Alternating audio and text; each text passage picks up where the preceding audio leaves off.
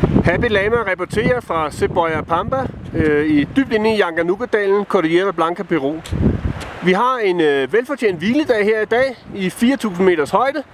Vi har vandret i 5 dage for at nå hertil af Santa Cruz-trækket, som vi ovenikøbet har gjort hårdt ved at lægge en dag til og gå den hårde vej rundt.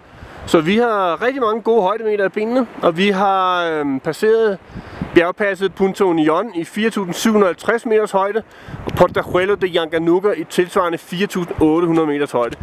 Vi har en fabelagtig udsigt her med bjergene Chacrarajo i baggrunden.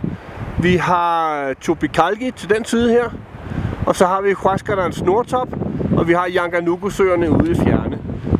I morgen fortsætter vi vores tur op mod Pisco, hvor vi går via Laguna 79 op til Pisco Base Camp i 4.650 meters højde. Og derfra så tager vi den stille og roligt op til Pisco High Camp og op til Pisco Summit.